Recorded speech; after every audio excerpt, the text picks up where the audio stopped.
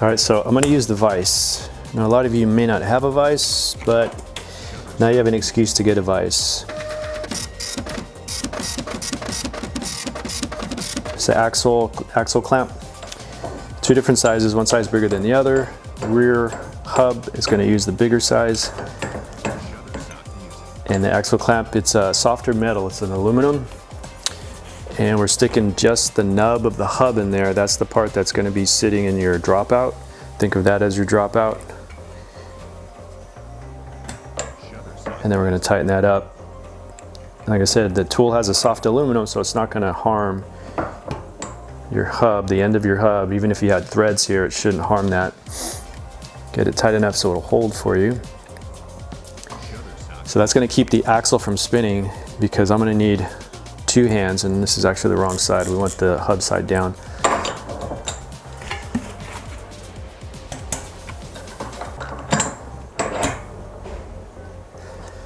So this is going to hold the axle from spinning, because I'm going to need two hands, one for the lock nut, one for the adjusting cone nut. So I'm going to be holding the bottom cone nut once I find my proper adjustment, keep that from moving, tighten up this top lock nut. But if we're not holding the whole axle, the axle is going to spin on you, not giving you the results that we need. Go back to our sizing here. So it looks like the bottom is a 17 mil, and then the top I can use a 5 millimeter inside. So again, the bottom one is my adjusting. That's the one that makes gentle contact with the bearings. And right now it's just a starting point. I use gentle fingertips just to find our starting point. And then we're probably gonna have to go back and make a few adjustments. I'm gonna keep this bottom one still, tighten the top. And just snug, doesn't have to be final tightening. Just enough to where it's not gonna move on you. Now we're gonna give this whole axle a spin. And it feels a little bit tough. Some of that might be because we have fresh, thick grease in there. But if you feel lots of dragging, grinding, or grit, then it could be too tight. We're also gonna check, see if there's any side-to-side play. So you can push on the axle this way, push on the axle that way, use your thumbs, grip the spokes, push left, right, and just do that very gently. You're gonna see if there's any knocking or movement, or you can see it. The other way you're gonna do it too is grab the axle, you're gonna push one side, so one side's push and pulling. You're doing this, you're trying to make this movement happen. And I'm just gonna use fingertips, going very gently. The more gentle you are, the more you're gonna pick up on any looseness, any light or small movement. So right now I'm not feeling any movement whatsoever. Just, there's a slight drag. I think I might loosen up just a little. So we are working with the non-drive side. This is the side that exposes two areas where I can put my tools. So keeping this bottom one still, freeze that bottom one, that's your adjusting. This is my lock, I'm gonna unloosen my lock. About a half turn or so. Now the bottom one I'm gonna loosen, it's counterclockwise, right, lefty-loosey, and it might just be a spoke length. So whatever spoke length you have on your wheel, just move the back of your tool that distance. So that distance is approximately on this wheel 2 to 3 inches. So I'm gonna move maybe even less than that. Didn't move very much.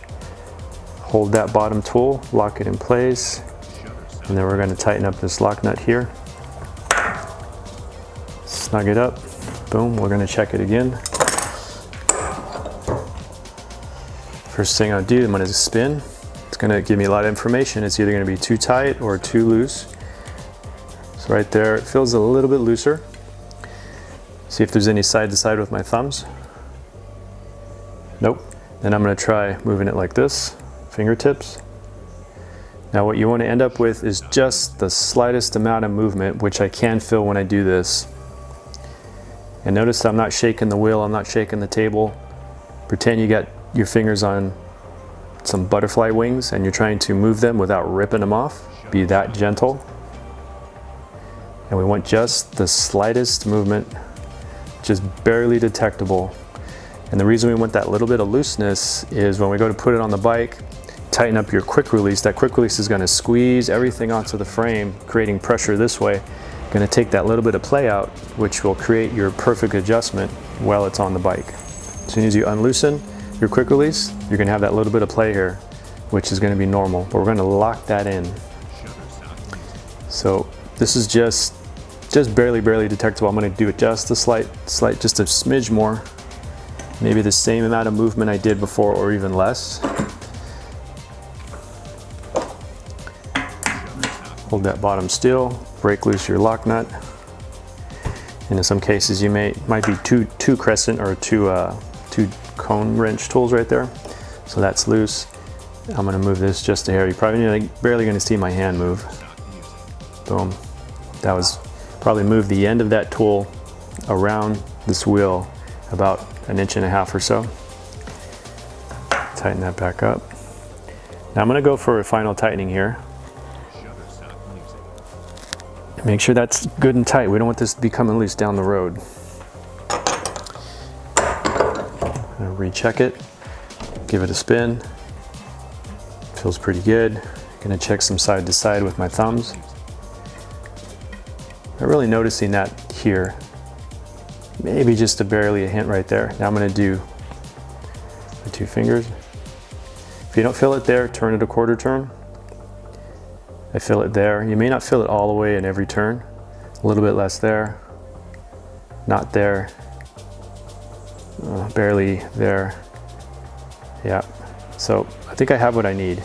Just the smallest amount of play, which will go away when I close that quick release. We have proper pressure with that quick release. You're good to go.